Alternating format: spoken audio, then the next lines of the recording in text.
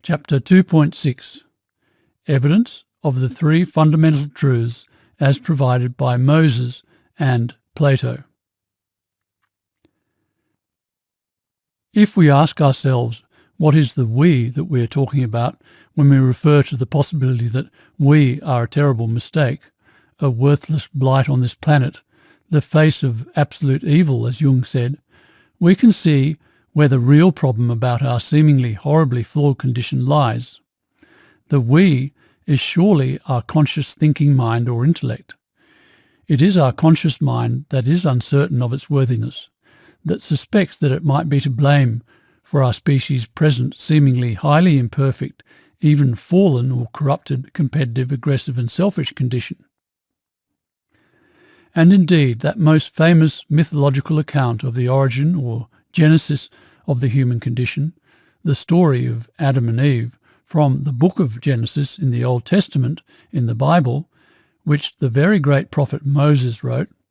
versions of which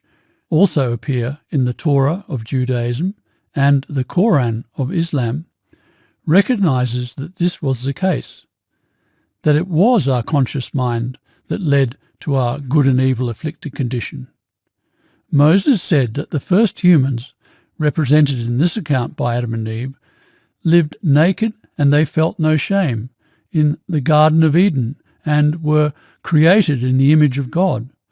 obviously meaning we once lived in a pre-human condition afflicted state of original innocence, where we were perfectly instinctively oriented to the cooperative, selfless, loving, godly ideals of life.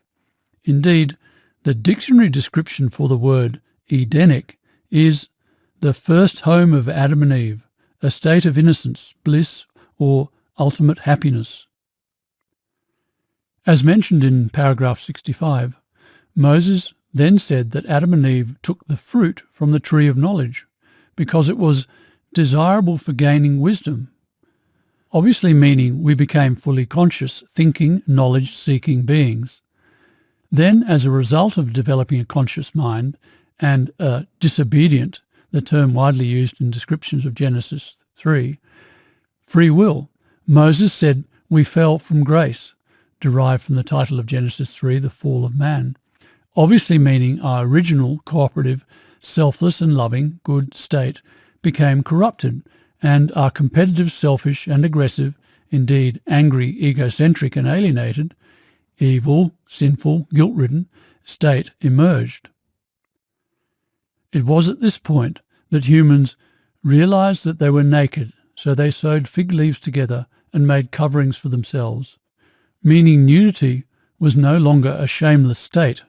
with sex as humans now practice it emerging, where, as will be explained in chapter 8.11b, the act of procreation became perverted and used as a way of angrily attacking, or fucking, innocence because of its implied criticism of our lack thereof, at which point it was necessary to clothe ourselves to dampen lust and reduce the shame we felt for being so horrifically destructive of innocence. Note, this explanation of sex as humans practice it now will likely be another concept new to the reader, requiring some thought before it can be accepted as being true. But it really is just a further honest, obvious explanation we couldn't afford to admit while we couldn't explain the human condition and defend our immensely corrupted lives. Moses then said that, as a result of the emergence of all our corrupt, angry, egocentric and alienated behaviour, we were banished from the Garden of Eden, like state of original innocence, and left a restless wanderer on the earth. That is, we were left in our present psychologically upset, distressed and alienated condition. It should be emphasized here that while Moses' extraordinarily sound and thus effective thinking enabled him to describe all the elements involved in producing the human condition,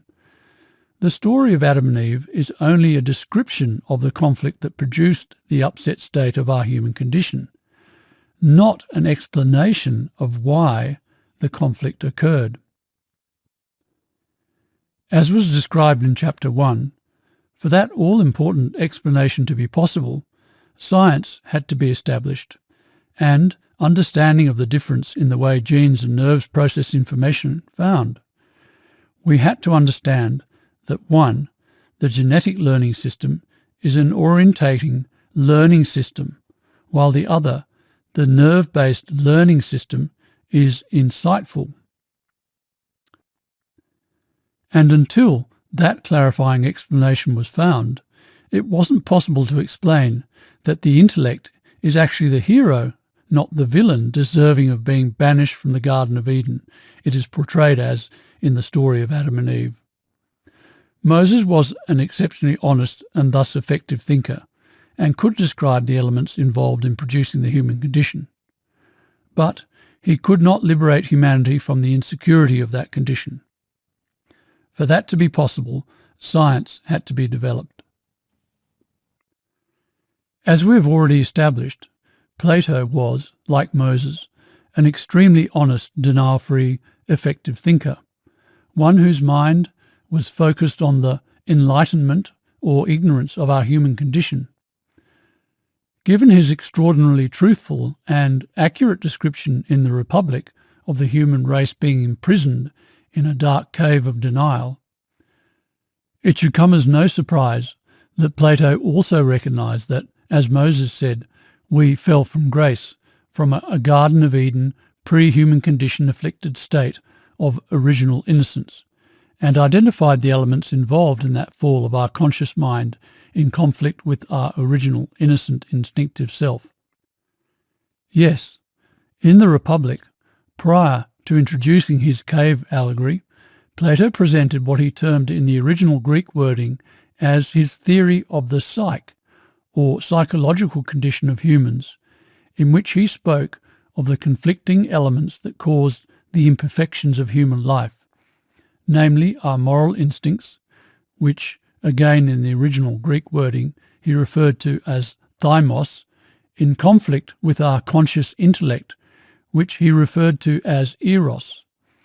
This conflicted state is clearly our human condition, an interpretation that is even more apparent when Plato returned to this thymos versus eros conflict in his dialogue Phaedrus, this time describing our condition using what is, after his cave allegory, his second most famous allegory, the allegory of the two-horsed chariot. Firstly, with regard to our species' original innocent state, in his chariot allegory, Plato gave this exceptionally honest description of it. There was a time when we beheld the beatific vision and were initiated into a mystery which may be truly called most blessed, celebrated by us in our state of innocence, before we had any experience of evils to come, when we were admitted to the sight of apparitions innocent and simple and calm and happy, which we beheld shining in pure light, pure ourselves and not yet enshrined in that living tomb which we carry about, now that we are imprisoned in the body like an oyster in his shell. And with regard to the conflict between instinct and intellect that gave rise to our upset tomb-like human condition-afflicted existence, Plato was equally extraordinarily insightful, writing, "Let the figure of the two-horse chariot be composite, a pair of winged horses and a charioteer, and one of the horses, is noble and of noble breed, and the other is ignoble and of ignoble breed, and the driving of them by the charioteer, which is us having to try to manage these two conflicting elements within us, of necessity gives a great deal of trouble to him." Some pages later, Plato was even more explicit about the nature of the two horses and the clash between them, writing that one of the horses was good and the other bad, and the bad horse, heedless of the charioteer, plunges and runs away, giving all manner of trouble to his companion and the charioteer, they being urged on to do terrible and unlawful deeds. Plato added that the noble, good horse is cleanly made, his colour is white, He is a lover of honour and modesty and temperance. Clearly the representation of what we now know is our innate, ideal behaviour demanding, moral, instinctive self, the voice of which is our conscience. Obviously Plato was not using scientific terms, but, as mentioned, he designated this white horse as thymos, which is usually translated as spirit, a concept described by the political scientist Francis Fukuyama in 1992 as being something like an innate human sense of justice. And in The Republic, Plato spoke plainly about the happy, loving, goodness and justice-expecting, soulful, innate nature of thymos or spirit, writing that you can see it in children who are full of spirit as soon as they're born. As for the ignoble or bad horse, in his original Greek wording, Plato called it eros, which signifies carnal love or sexual desire. It is the origin of the English word erotic, or more generally, any excessive desire. Plato described this horse as a crooked, lumbering animal of a dark colour, the mate of insolence and pride, shag-eared and deaf, which is clearly a reference to our upset, terrible and unlawful, deaf to the truth-conscious intellect. Some people have misinterpreted this horse as representing animal instincts within us, specifically the instinct to reproduce. However, it is clear in the quotes above that Plato recognized our instincts as innocent and pure, which can be seen in children before we had any experience of evils to come, when we were not yet enshrined in that living tomb which we carry about, now that we are imprisoned. No, in Plato's time, when upset behaviour was not restrained or civilised to the extent that it is in today's modern society, much more will be said in chapters 8.15 and 8.16 about humanity's adoption of restraint, destructive sexual behaviour would have been the most common and obvious manifestation of our psychologically upset, angry, egocentric and alienated state. And so eros, or sexual desire, would have been the obvious concept for Plato to use to depict it. That Plato intended for eros to signify our full upset state, not just sexual desire, is made clear in Alan Bloom's interpretive essay on the Republic, in which he wrote in 1968 that Plato characterises the tyrant as the erotic man and eros as a mad master. Eros is the most dangerous and powerful of the desires, an infinite longing which consumes all other attachments in its heat. Yes, eros is more than just the excess of sexual desire as we know it, where, as has been mentioned, the act of procreation has become corrupted and used to attack the innocence of women. Its ultimate manifestation is found in a tyrant's infinite longing for power and glory, where an overly insecure, upset mind forever seeks to validate itself and, by so doing, avoid the implications it is unworthy or bad. The psychological reason for the tyrannical, power-addicted mind is explained in chapter 8.16d. It should be mentioned that just as Plato referred to sexual desire as the most obvious manifestation of our psychologically upset state, so did Moses in his Genesis story when he alluded to sexual desire in the form of Eve tempting Adam to take the fruit from the tree of knowledge, and, as with Plato, this reference by Moses to sexual desire has also been misinterpreted as Moses inferring that we have to reproduce our genes, animal instincts. However, again, as with Plato, it is clear that Moses recognized that we don't have competitive, selfish, have to reproduce our genes instincts. Rather, that our instinctive heritage is one of having lived an innocent, cooperative, loving, moral existence, writing that humans were, as has been mentioned, created in the image of God. Our distant ancestors, the first humans, which Adam and Eve represent, lived in accordance with the cooperative, loving, godly ideals of life. And Adam and his wife were both naked and they felt no shame, meaning at that point sex hadn't been perverted and used as a way of attacking innocence. But after this innocent, pre-conscious, pre-human condition afflicted time, our psychologically upset, fallen condition emerged, and our innocence was destroyed.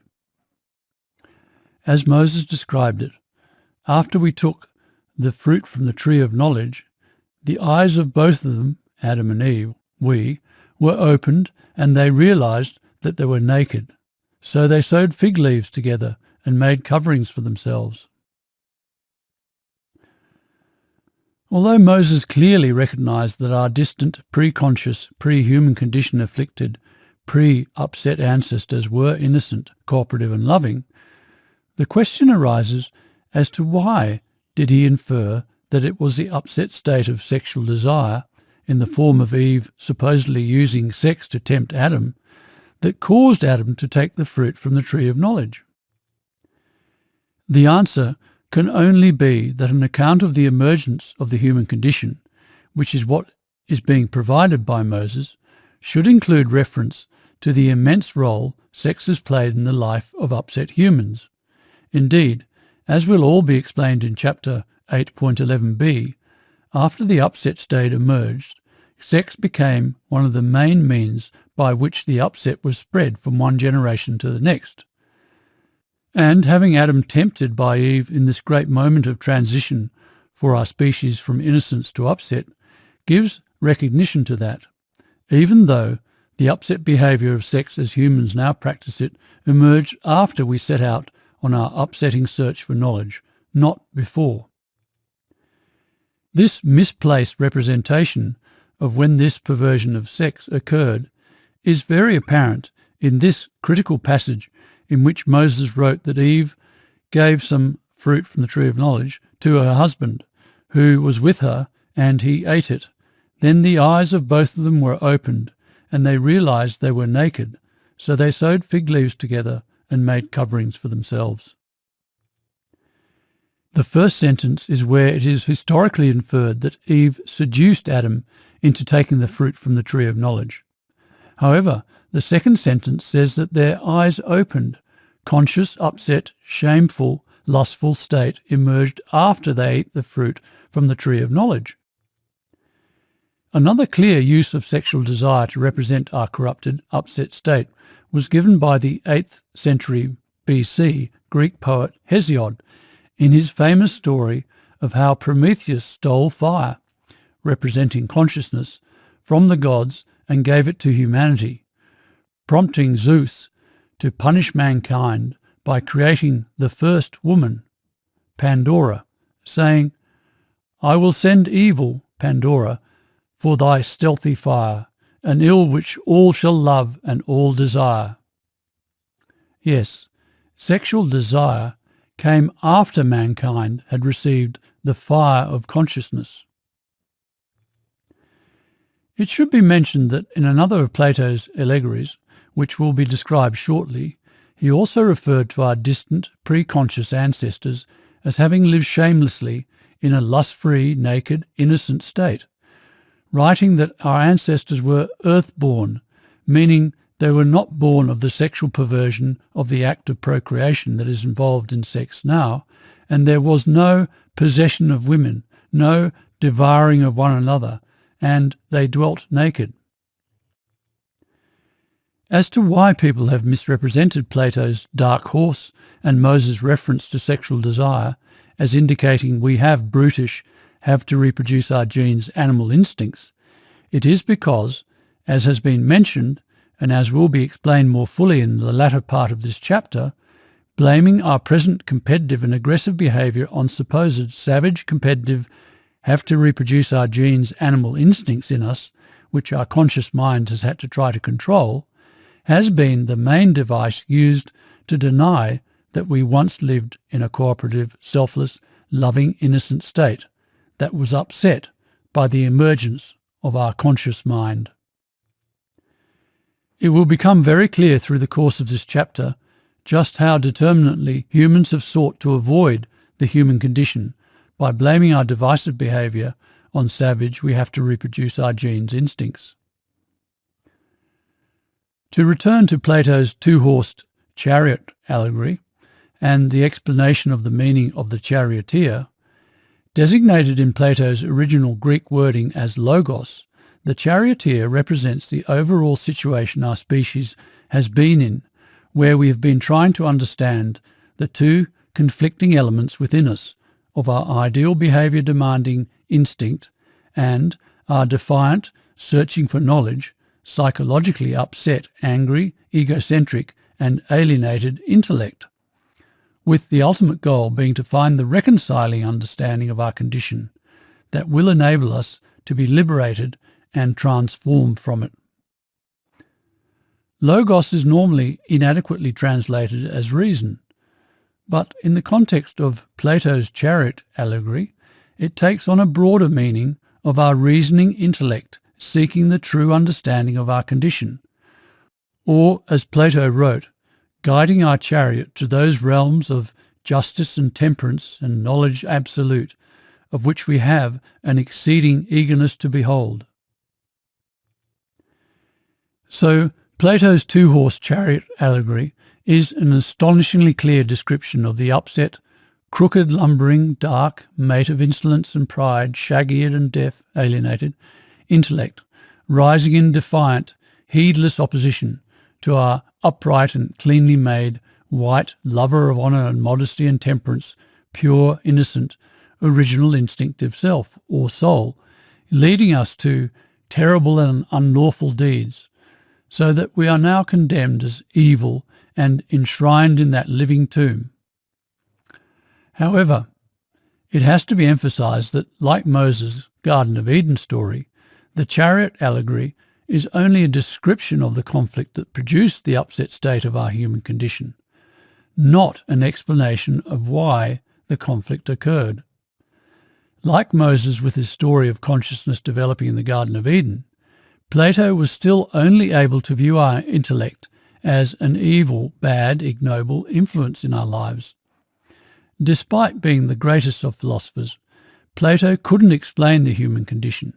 He could describe the situation perfectly,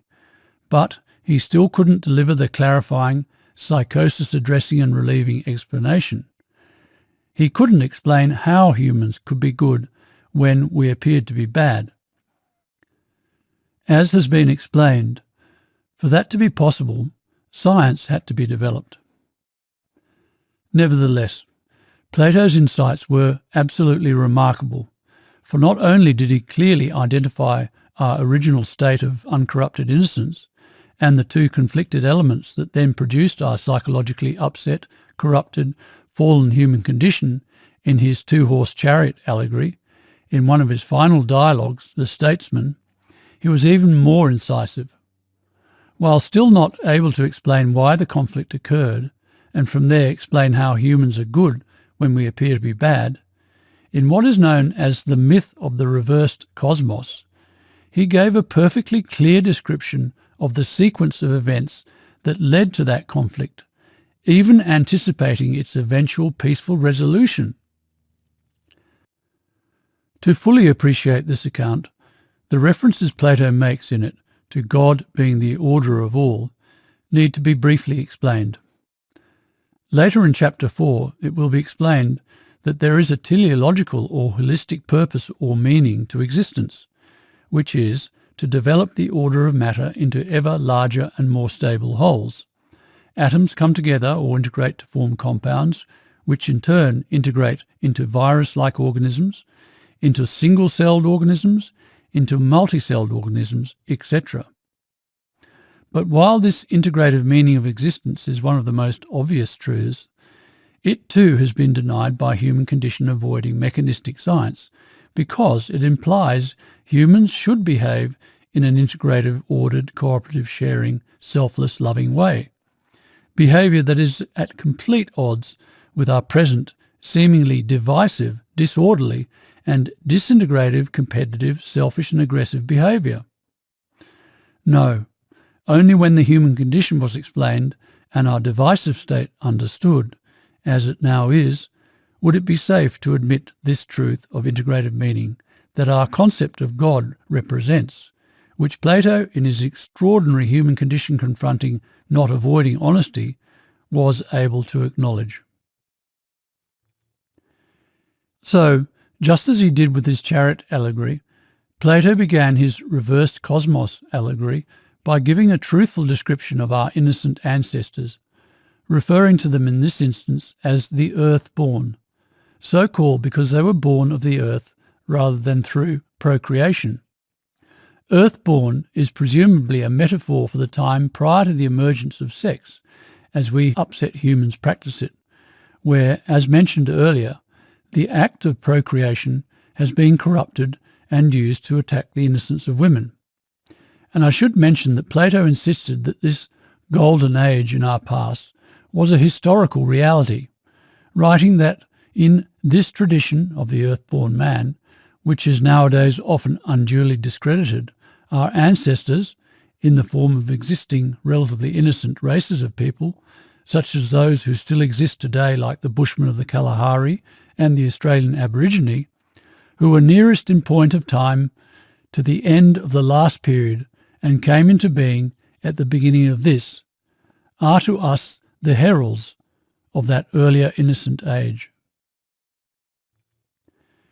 What now follows is Plato's second extremely honest description that he gave of this innocent golden age in our species past. He wrote that we lived a blessed and spontaneous life, where neither was there any violence or devouring of one another, or war or quarrel among them. In those days God himself was their shepherd and ruled over them. Our original instinctive self was oriented to living in an integrative, cooperative, loving way. Under him there were no forms of government or separate possession of women and children. For all men rose again from the earth, having no memory of the past. We lived in a pre-conscious state. And the earth gave them fruits in abundance, which grew on trees and shrubs unbidden, and were not planted by the hand of man. And they dwelt naked, and mostly in the open air, for the temperature of their seasons was mild, and they had no beds, but lay on soft couches of grass, which grew plentifully out of the earth. Continuing with his extraordinary honesty and resulting clarity of thought, Plato then described how management of our lives transferred from our instincts to our emerging consciousness, and how we slowly began to accumulate knowledge. Deprived of the care of God, who had possessed and tended them, we disobeyed our original instinctive orientation to living in an integrative, cooperative, loving way. They were left helpless and defenceless, and in the first ages they were still without skill or resource. The food which once grew spontaneously had failed, and as yet they knew not how to procure it, because they had never felt the pressure of necessity. We had lived in a cooperative, sharing, loving way, free of the insatiable greed that exhausts resources. The gifts spoken of in the old tradition were now imparted to man by the gods, of fire, creativity, agriculture, and so forth, together with so much teaching and education, knowledge, as was indispensable: fire, the arts, seeds and plants. From these is derived all that has helped to frame human life. Since the care of the gods, as I was saying, had now failed men, and they had to order their course of life for themselves and were their own masters. He also described the upset, corrupted, fallen state that resulted from the emergence of consciousness, writing that in the very beginning the world was of a primal nature which was full of disorder. Then when the world was aided by the pilot, God, the process of integrating matter, in nurturing the animals, nurturing some animals, namely our primate forebears, this is an absolutely astonishing recognition of the nurturing process that gave us our moral instincts, a process that is described in chapter 5. The evil was small, and great the good which he produced in our nurtured, innocent or loving ape ancestors. But after the separation, when the world was let go, when the conscious mind began to challenge the instincts for mastery, at first all proceeded well enough, our intellect mostly deferred to our instincts. But as time went on, there was more and more forgetting, alienation or separation from our instinctive moral self, and the old disorder, again held sway and burst forth in full glory. The psychologically upset, divisive, disordered state of the human condition emerged. And at last, small was the good, and great was the admixture of evil, and there was a danger of universal ruin to the world. I might mention that Plato's compatriot Hesiod also truthfully recognised humanity's deterioration from, as he described it, a golden age of original innocence to a silver age when there was still some innocence, to a bronze age when men were warlike, to a heroic age when upset was civilised, and then finally to the completely corrupt Iron Age, which has now arrived, where corrupt the race with toils and grief oppressed, nor day nor night can yield a pause of rest, speeds the swift ruin which but slow began. And showing even more honesty and clarity of thought, Plato then described how such truthful, denial-free, God or integrative meaning acknowledging thinking would one day re-establish cooperative, loving order amongst humans. Wherefore God, the order of all, in his tender care, seeing that the world was in great straits, and fearing that all might be dissolved in the storm and disappear in infinite chaos, again seated himself at the helm. And bringing back the elements which had fallen into dissolution and disorder to the motion which had prevailed under his dispensation, he set them in order and restored them, and made the world imperishable and immortal. And this is the whole tale. Even more astonishing still is the fact that Plato could not only think truthfully enough to see, and thus prophesize how such truthful, effective thinking would one day set them, humans, in order and restore them, he went on to predict that the restoration would be achieved by appreciating that the corrupting search for knowledge was of paramount importance. While still not able to clearly explain why the conflict occurred, and from there reveal how humans are good when we appear to be bad, Plato did recognize that we had to search for knowledge, posing the question of whether a blessed and spontaneous, instinctively guided, innocent ancestor, having this boundless leisure and the power of holding intercourse not only with men but with brute creation, in other words, having the power to sensitively relate to each other and even to other creatures, would prefer that existence over the situation of an upset human, someone of our own day who is dedicated to developing a view to philosophy and able to contribute some special experience to the store of wisdom. Plato said that the answer would be easy. He would deem the happier the life of our own day in which we each had the opportunity to contribute some special experience to the store of wisdom, the necessary search for knowledge. So that is Plato's truly extraordinary, denial-free, pre-scientific account of our past instinctive, blessed and spontaneous life, and the subsequent emergence of our conscious mind that allowed us to become our own masters, the result of which was the emergence of our upset, evil condition of discord, a state we were then so ashamed of that we often unduly discredited the truth of our blessed past, leaving us enshrined in that living tomb of a cave-like state of dishonest psychosis and neurosis-producing denial, where there was more and more forgetting. So enshrined in denial, in fact, that the human race has now reached, as Plato predicted, the state of terminal alienation that threatens universal ruin to the world,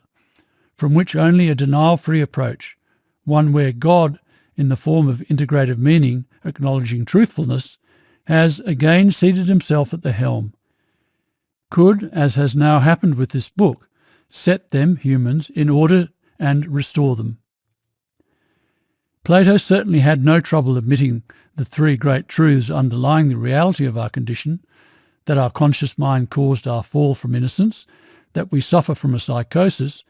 and that our distant forebears lived cooperatively and peacefully.